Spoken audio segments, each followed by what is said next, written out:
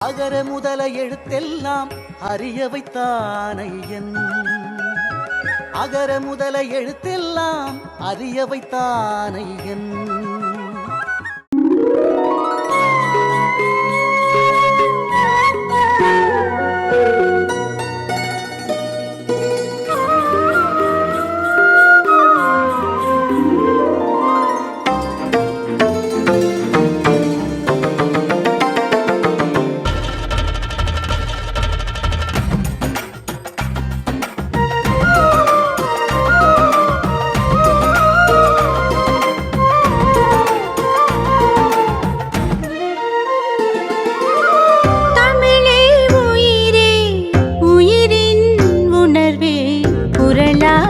மலர்ந்தாயே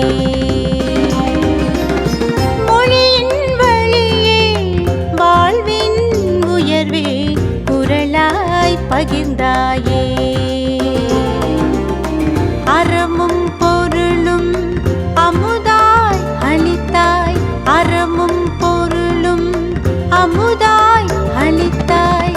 ஐயன் உனைத்தானே உருகியே உணர்ந்தோமே. தமிழே உயிரே உயிரின் உணர்வே குரலாய் மலர்ந்தாயே.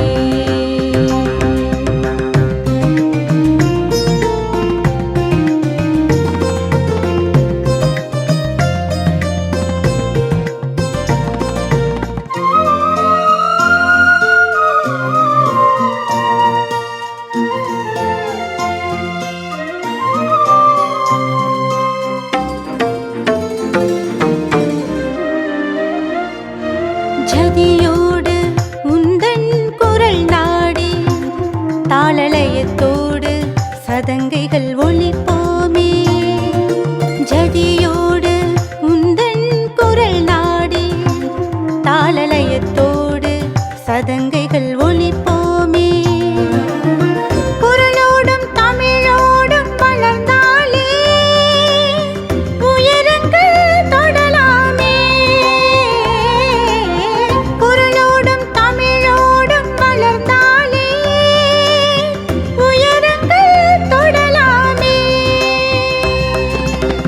புது புது விதியினை செய்வோம், புவி புவி புவிதனை வெல்வோம்.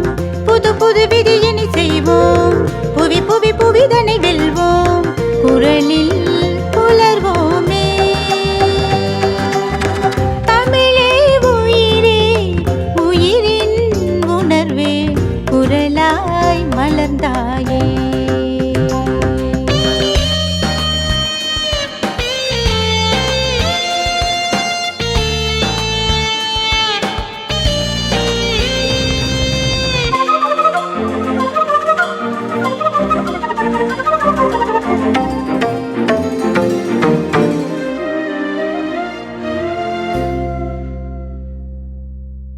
அதிகாரம் வாழ்க்கை துணை நலம். குறள் எண் 57. சிறை காக்கும் காப்பு எவன் செய்யும் மகளிர் நிறை காக்கும் காப்பே தலை.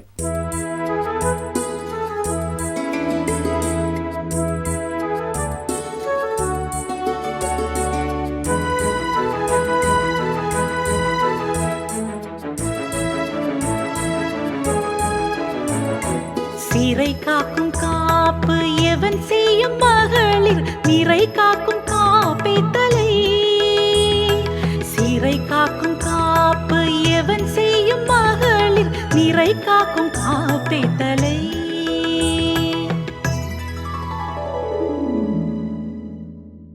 வள்ளுவ பெருந்தகை ஒரு பெண்ணினுடைய சுதந்திரத்தை பற்றி மிக அழகாக ஒரு குறளில் குறிப்பிடுகின்றார். சிறை காக்கும் காப்பு எவன் செய்யும் மகளிர் நிறை காக்கும் காப்பே தலை என்கின்ற குறள். சில குறள்களை படிக்கின்ற போதே அந்த குறளிலே இருக்கக்கூடிய அர்த்தம் நமக்கு எளிமையாக விளங்கிவிடுகிறது. ஆனால் சில குறள்களை நாம் வாசிக்கின்ற போது திரும்ப திரும்ப வாசித்தாலும் அதற்குண்டான பொருள் நமக்கு புரிவது இல்லை. பல பேருக்கு இந்த குறளிலே ஒரு பெரிய ஐயம் உண்டு. என்ன ஐயம் அப்படின்னா, ஒரு பெண்ணை சிறைப்படுத்தி வைக்க வேண்டாம், அவளே தன்னை சிறைப்படுத்துகிற வாழ்க்கை என்ன அப்படிங்கிறதை அறிந்து கொண்டு வாழ்வாள் அப்படிங்கிறது தான் இந்த குறளினுடைய அர்த்தமாக பலரும் விளங்கி கொண்டிருப்பது. ஆனால் உண்மையிலேயே வள்ளுவ பெருந்தகை இந்த குறளில் சொல்ல வரக்கூடிய விளக்கம் என்ன அப்படின்னா, சிறை காக்கும் காப்பு எவன் செய்யும் மகளிர். இதோட இதை நிப்பாட்டிக்கும். முதல்ல இந்த 4 வார்த்தைக்கு என்ன பொருள் அப்படின்னு நாம பார்க்கலாம். ஒரு கட்டுக்கோப்பான ஒரு வாழ்க்கை அப்படின்னு நாம சொல்றோம். ஒரு வரையறுக்கப்பட்ட வாழ்க்கை அப்படின்னு கூட நீங்க வச்சுக்கலாமே. ஒரு பெண் அப்படின்னா எப்படி இருக்கணும் அப்படின்னா, அந்த காலத்துல நிறைய வரையறைகள் ஒரு பெண்ணுக்கு வரையறுக்கப்பட்டது. யார்கிட்டையும் பேசக்கூடாது, யாரையும் பார்க்கக்கூடாது, தலையை நிமிர்ந்து நடக்கக்கூடாது, வெளியில போகக்கூடாது, வேற ஆண்களோடு பேசக்கூடாது, பழகக்கூடாது, வீட்டில தான் இருக்கணும், வெளியில போனா இப்படித்தான் போகணும், இன்னாரோடு தான் போகணும், இப்படியெல்லாம் வரணும் இப்படின்னு ஒரு பெரிய நிர்பந்தத்திற்குண்டான ஒரு வாழ்க்கை. இதுக்கெல்லாம் என்ன அப்படின்னா, அப்படி பாதுகாக்கப்பட்டால்தான் ஒரு பெண் நல்ல பெண்ணாக வளர்வாள் அப்படிங்கிறதுனால அந்த காலத்துல அப்படி சொன்னாங்க அப்படின்னு இப்ப சொல்றாங்க. ஆனா உண்மை அதுவல்ல. நீங்க சங்க காலமா இருந்தாலும் சரி, அதற்கு அடுத்த காலம், இடைக்காலம், எந்த காலத்தை நீங்க எடுத்து பார்த்தீர்களானாலும் சரி, பெண் அடியார்கள் எவ்வளவு பேர் இருந்திருக்கிறாங்க, பெண் புலவர்கள் எவ்வளவு பேர் இருந்திருக்கிறாங்க. அப்போ ஒரு பெண்ணுக்கு இந்த நிபந்தனைகளையும் மீறி வாழ்வதற்கான வாழ்வியல் சுதந்திரம் என்பது அன்றைக்கே கொடுக்கப்பட்டுதானே இருந்தது. ஆமா. அப்போ ஒரு பெண்ணுக்கான காப்பு அப்படிங்கிறது என்னன்னா, நீங்க எவ்வளவுதான் இப்படி வாழ வேண்டும் என்று ஒரு பெண்ணை வரையறைக்குள் வைத்தாலும் அதெல்லாம் அவளுக்கு காப்பா அப்படின்னா கிடையாது.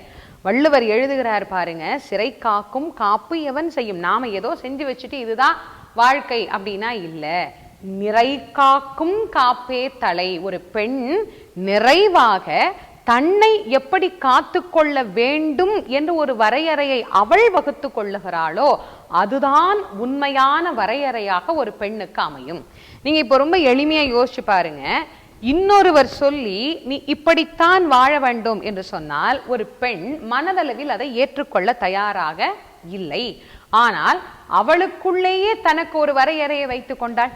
நான் இப்படித்தான் வாழ்வேன், நான் இப்படித்தான் இருப்பேன், நான் இப்படித்தான் உடை உடுத்துவேன், நான் இப்படித்தான் பிறரோடு பழகுவேன், நான் இத்தனை மணிக்கு தான் போவேன், நான் இப்படிதான் வருவேன் என்கின்ற ஒரு வரையறையை வெளியார் சொல்லி ஒரு பெண் வைத்துக் கொள்ளக்கூடாது. தனக்கு ஒரு வரையறையை ஒவ்வொரு பெண்ணும் தானே வைத்துக் கொள்ள வேண்டும். அப்போ பெண் சுதந்திரம் என்கின்ற ஒன்றை, தனக்கு தானே தேவையானதை முடிவெடுக்க வேண்டும் என்கின்ற ஒரு திறத்தை ஏதோ இன்னைக்குதான் நாங்கெல்லாம் புதுசா சொல்றோம், இன்னைக்குதான் நாம அதை பத்தியே இந்த மக்களுக்கு பேசுறோம், இன்னைக்குதான் அதை பத்தியே பெண்களுக்கு சொல்றோம் அப்படின்னு நினைச்சிருந்தா இந்த குறளை படிச்ச உடனே மறந்துடணும். என்னைக்கோ வள்ளுவர் சொல்லிட்டாரே, நீங்க என்ன சட்ட திட்டங்களை வகுத்து இதுக்குள்ளதான் நீ நிக்கணும், இதுக்குள்ளதான் நீ இருக்கணும், ஒரு கணவனா இருக்கட்டும், ஒரு தகப்பனா இருக்கட்டும், ஒரு பையனா இருக்கட்டும், இந்த வரையறையை வகுத்து இதற்குள் தான் நீ நிற்க வேண்டும் என்ற ஒரு வரையறையை ஒரு பெண்ணுக்கு விதித்தால் அது விதியாகாது. ஒரு பெண் என்றைக்கு தனக்கு தானே தன்னுடைய வாழ்க்கையின் பாதுகாப்பு சிறையை அமைத்து கொள்ளுகிறாளோ அப்பொழுது அவள் வாழ்க்கைக்கு அது ஒரு அரணாக, அவளினுடைய நீடித்த புகழுக்கு அது ஆதாரமாக அமையும் என்பதைத்தான் இந்த குறள் நமக்கு உணர்த்துகிறது.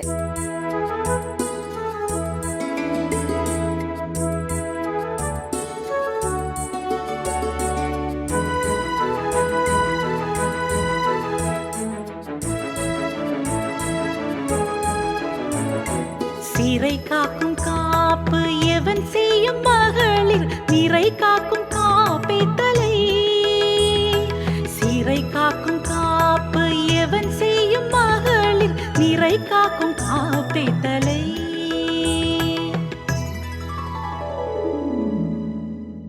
பேசு தமிழா பேசுவினுடைய மக்கள் ஃபவுண்டேஷன் மூலமாக நம்ம ஒரு மிகப்பெரிய ஒரு பசு சரணாலயம் அமைப்பதற்கான முயற்சியில் ஈடுபட்டிருக்கோம்.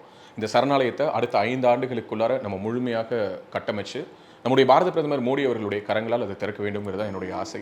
இந்த பசுக்கள் சரணாலயத்திற்கு என்னுடைய கான்ட்ரிபியூஷனாக நான் ஏதாவது கொடுக்கணுங்கிற எண்ண ஓட்டத்தின் அடிப்படையில் கிட்டத்தட்ட 10 ஆண்டுகளுக்கு மேலே நான் கலெக்ட் பண்ண கலை பொருட்கள் அனைத்தையும் விற்று அதன் மூலமாக திரட்டப்படக்கூடிய தொகை என்னவோ அதை இந்த மக்கள் ஃபவுண்டேஷனுக்கு, இந்த பசு சரணாலயம் திட்டத்திற்கு என்னுடைய கான்ட்ரிபியூஷனாக கொடுக்க போகிறேன். இந்த பொருட்கள் அனைத்துமே நம்முடைய பேசு தமிழா பேசு அலுவலகத்தில் விற்பனைக்கு இருக்குது. கீழே இருக்கக்கூடிய இந்த கான்டாக்ட் நம்பருக்கு நீங்கள் கால் பண்ணி இது பற்றின மேலதிக விவரங்களை நீங்கள் தெரிஞ்சுக்கலாம். அது மட்டும் இல்லாமல் மக்கள் ஃபவுண்டேஷனுடைய அக்கௌண்ட் நம்பரை இந்த வீடியோடைய டிஸ்கிரிப்ஷனில் கொடுத்துருக்கோம்.